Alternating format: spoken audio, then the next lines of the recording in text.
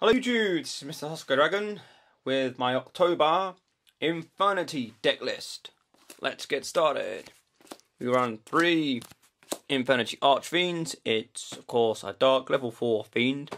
When you have no cards in your hand and you reveal this card to special summon it, when this card is special summoned and you have no cards, you can add 1 Infernity card from your deck to your hand. This card is really good. This card generally needs to be in your deck or in the graveyard if you use this effect a lot with no cards in hand. Next addition is Infernity Guardian. Now I tested this card out and it's absolutely brilliant, because when this card is face up on the field, you have no cards in your hand. This card cannot be destroyed by battle or by card effects. So quite frankly, you have no cards in your hand, this card is invincible, and it really does come in handy to stall. Now we only run 2 Infernity Necromancers. Running 3 was too cloggy, and half the time you always used to draw this card when you didn't want it, and you couldn't use this effect because one of them used to be in my hand while the other was on the field, and it was like, oh, I've already summoned, I can't do anything. So I really had to lower that down. Then of course we've gone up from 1 Infernity Avenger to 2, because drawing into the 1 Avenger was incredibly hard because you could never see it. When you needed it, it was never there, and you know, for Infernities to go off, you need a tuner. So I really thought, okay, well, I'm going to put 2 in this deck because it gives 1 for 1 another target, and of course, by using Necromancer's effect, you can bring this card back and start doing some shenanigans. Oh, then we run 2 Armageddon Knights. Right, I used to run Dark Grepher, but of course, Dark Grepher is a pain in the backside because at the end of the day, you have to discard 1 level 5 or higher dark monsters to the graveyard, and really you don't run any level 5 or higher dark monsters in this deck. It's level 4 or lower, and of course its effect is good, but to get it on the field is just annoying. Whereas with Armageddon Knight, whenever it is summoned, regardless of special summon, flip summon or normal summon, you can send a dark monster from your deck to the graveyard, which is more pliable to what my deck needs to do. So you can send to the graveyard your Avengers, your Necromancers, and of course your Archfiends. It just depends on what you need in the graveyard at a specific time. And Dark Grepher really is just a bad choice at the moment. Then of course we run 1 Stygian Street Patrol. Running 2 was annoying because every time I wanted it, it was in my hand as well, and you couldn't get rid of it, and you couldn't get the effects off of your Infernity monsters, so it was quite annoying. So I only run 1. And of course I only run 1 Mirage. But the same Mirage was the same problem as well, because this card used to end up in your hand and you could never get rid of it. So I thought, okay, we only run 1. Plus of course you can, the only thing you can't do with this card is special summon it. But of course, really once you've got it on that field and you've tributed it, you know, you just go off from shenanigans. Bring out 2 Necromancers, bring out another 2 monsters, you go from there. And it does a lot of shenanigans. Okay, now we go on to the spells. We run 2 MSTs because you only really need to run 2 in this deck. 3 is too cloggy. 1 Heavy Storm, 1 Dark Hole, and 1 Monster Reborn. And of course a Foolish Burial. All staples in this deck. 1 for 1 for those targets of Avenger and sending them to the graveyard, you know, sending stuff from your hand to the graveyard, and of course special summon your Avengers. Of course the downside is you can't special summon your Mirage, but that's no biggie because this card gives it 2 targets instead of just 1. It comes more light. And of course my favourite card, Infernity Launcher. Everyone knows what Launcher does, and of course everybody says to me, why can't it go to 2? If it went to 2, I would love it because this card would be broken. And I think Infernities will then go from a tier 2 deck as it is, up to a tier 1 straight away. Of course, everyone knows what Launcher does.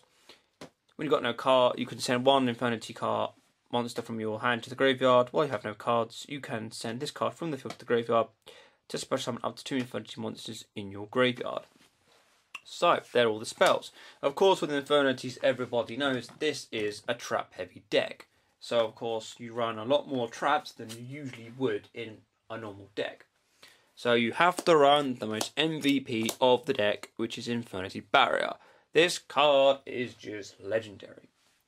Activate when you have no cards in your hand, And you can activate it on your opponent's spells, traps, or effect cards. And negates the card and blows it up.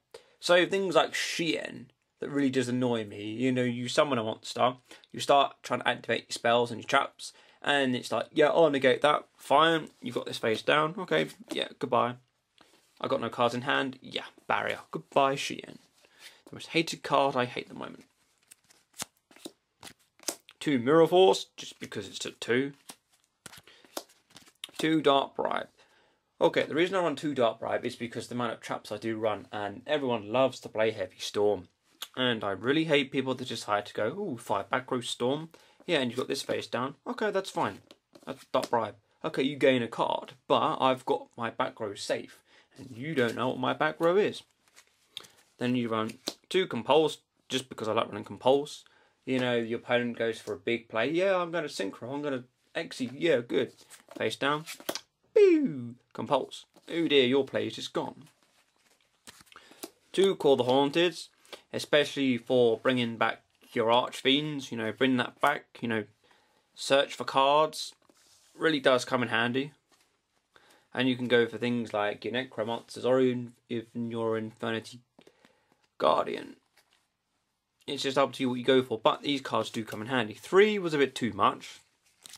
Alright, 2 D Prisons, self-explanatory. 2 Bottomless. 2 Torrential Tributes, Parallels, shiny. 2 Warning. And of course a huge revolution is over. Right. Okay, I chose this over Starlight Road especially because of the fact of its speed spell 3. You know, at the end of the day, everyone goes Storm, fine. They're gonna go, you go Starlight Road, that's fine. Dark Bribe, the chain ends. There's nothing else you can do. And of course, who huge revolution is over? It's like, yeah, screw that. You've gone Storm, fine. Huge revolution is over. Yep, that's it. That chain is finished. You can't do any more. And then you have to fetch a counter card. Or last time I had a duel with my Infinities the other week, someone goes Storm. I go, okay, that's fine. I activate Starlight Road. They're like, okay, negate. Oh, I was like, crap. Dark Bribe. I was like, no, that's annoying. Sometimes I used to just run only 1 Dark Bribe and 1 Huge Revolution is over, but now I run 2 Dark Bribe in this. It's a lot more chance of my back row is going to stay, and this card does come in handy. It is better than the Starlight Road, so this is a good tech choice. That's enough rambling for that. Right, of course, now we go on to the X-Rec. We run 1 Armory Arm, 1 Stygian Surgeons, and an Ally of Justice Guitar Star. Gaia Knight falls to the earth. Black Rose Dragon, Ghost Rare. Dark Highlander. Okay, I was playing Dark Highlander even before it got released in the tin. The reason is because, okay, people say synchros are dead. They may be dead to some people, but a lot of people still synchro. So if Dark Highlander on the field, you cannot synchro at all. So basically, as soon as this guy's on the field, that's it. I can't synchro someone, and nor can you. You have to get rid of this card. Its other effect is null and void, really, because I don't really use its other effect. But its first effect I do. A lot of people are like, oh, I'm going to Exceed. That's fine. You've got rid of their Exceed cards. They go for a synchro. Good luck. Negate. You can't do anything. So this card really is brilliant. Then we have 1 Stardust Dragon. Just because sometimes you need that extra protection. A Colossal Fighter. Infernity Doom Dragon. And of course my favourite card at the moment has to be 2 Void Ogre Dragons. If this deck didn't have enough protection, this is the Shien of Infernities, and it's so much better. Reason is because this card is a 3k beater. So it's got an extra 500 attack points. Okay, it has the drawback, of course, of where you have no cards in your hand, but you can activate this in either player's turn, the same as Shien. So this card comes in handy. So with a 3k beater, you can go attack, oh, I activate Mirror Force, negate, attack, you know. So this card really does come in handy. And at 2, it is most easier to summon. A Scrap Dragon, just because it's there. Mistworm, I go into Mistworm sometimes, but it's just there just in case I want to go for a 9. and of course number 39 Utopia, and of course a Gemini Pearl, just because they're two betas. One's for protection and the other one's a beta. So of course these do come in handy, and of course I'd like to hear your thoughts on this deck. And as I always say, please rate and subscribe, and tell me what you think of this deck, because I've worked quite hard on it, and I want to know what you think about this deck. So as always, please rate and subscribe, and this is Mr. Sasuke Dragon, signing out. And remember, only real men use Watapon.